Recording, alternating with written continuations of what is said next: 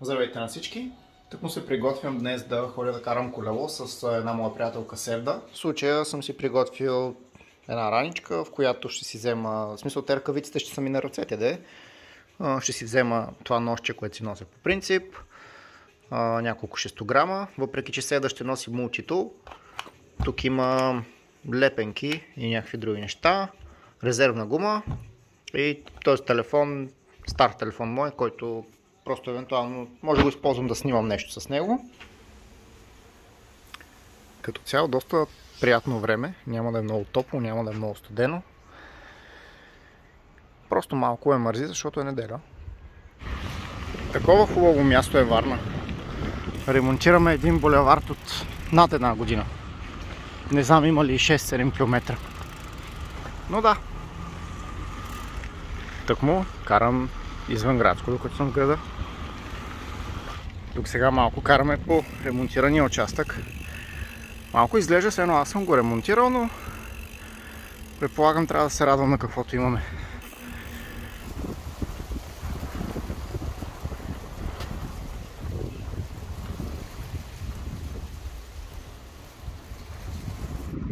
Малко подраних, така че взех си едно кафенце и ще чакаме Севда. Тъкмо и без това от сутринта ме боли главата. По принцип не съм голям фен на кафе-машините такъв тип, но в същото време нямам време да си взема по-хубаво кафе и да седна да пия, така че 70 стотинки, супер. Сега да пристигна и сега отиваме там горе в гората. Качваме се вече нагоре из вилната зона, за да стигнем до Тивикулата. И реших просто да снимам, докато още е леко, защото след малко ще си загубим дробовете. Първата по-приятна гледка, за която останахме с половин дроб, но пък се струва.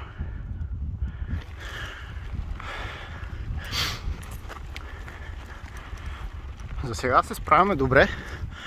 Предвид, че със Севда не сме карали гора от юни.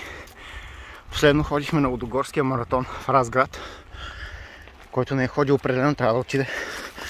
Страшно яко е там. И то като цяло това е единственият голям бариер за трасето ни днес. Ще се справим. И сега сме, аз му казвам горе на полето, Севда му казвам на платото. Абсолютно адски вятър. Но слагаме ветровките и продължаваме.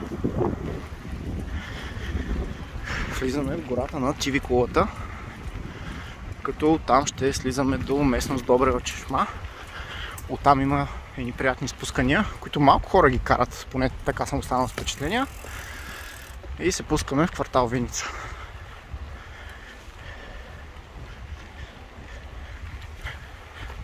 И ето е Тивикулата.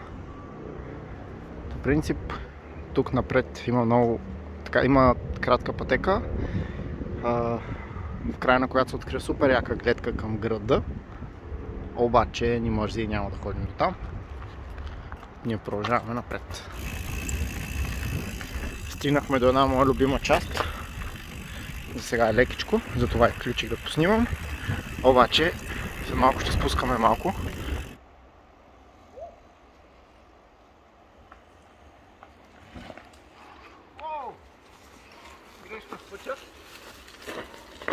Но пък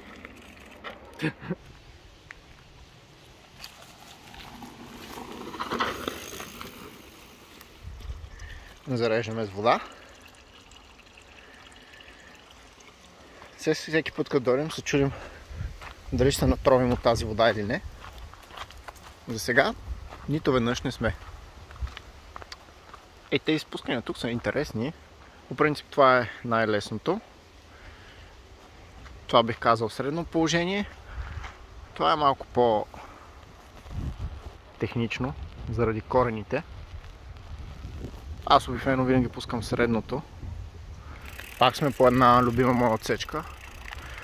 по която между другото доста хора, с които съм карал и съм предлагал да минаваме от тук, или не я знаят, или просто не искат.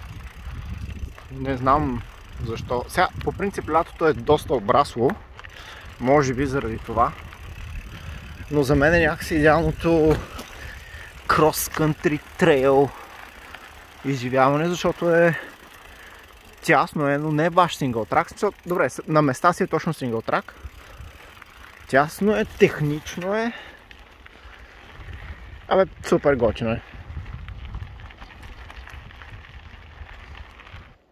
Добре де, може би заради това хората не искат да минават от тук.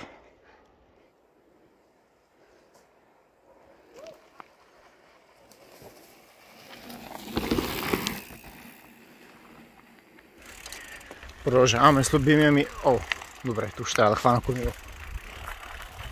Оп. Бърз чек преди да полетим надолу.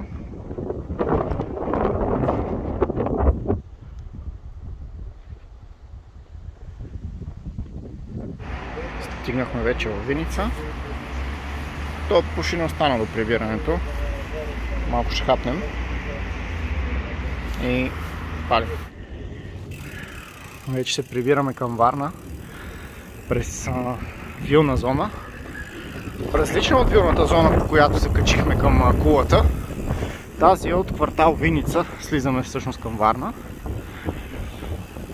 Просто тук е по-интересно, тъй като има изкачвания, има спускания.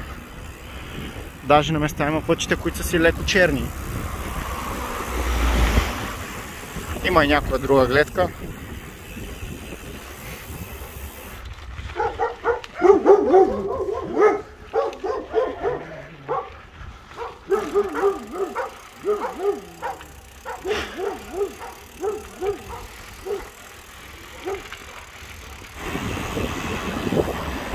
Спускаме се обратно в цивилизацията. Прибирам се вече. Булевард Левски. Сравнително добра велоалея, макар че на някои места просто свършва в нищото и хората няма къде да вървят.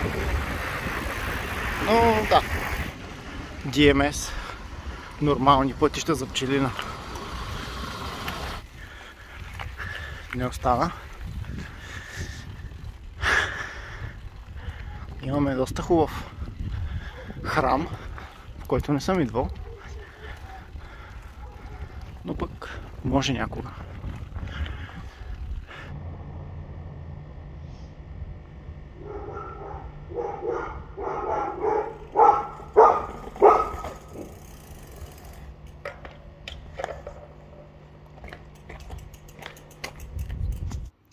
Вкъщи сме вече и ще си избера сега тук нещо да гледам.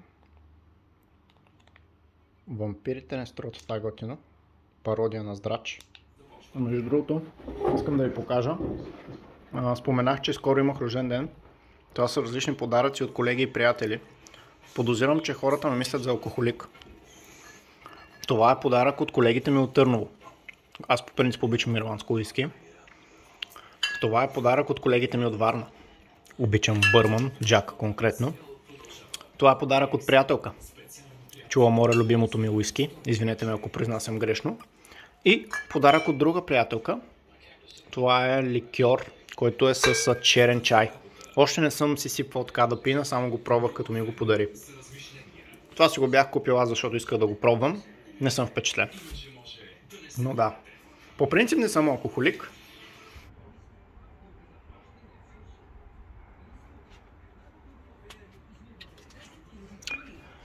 Общо взето, готови сме с вечерята. Ето какво се получи. Краставички и доматки малко. Тук си нарязах луканка, камембер, май така беше произношението, малко варени яйца и сладки картофи на фурна. Общо взето това ще сядам да хапвам. Ами, общо взето това беше влога за днес. Изобщо го нямах като първоначална идея, съвсем спонтанно ми хрумна, когато ще да тръгвам да ходим да караме със Севда. но надявам се да се получи яко като го сглобя. Общо взето сега ще хапна, ще гледам тази глупост, която ме кефи. И после нападам сладките работи, които са тук до мен. Може да си сипя и нещо за пиене, ще видим. Не съм планирал някакви излизания, но да, не знам. Така че, ако на някой му хареса, ще се видим в следващ влог, предполагам. И така, чао!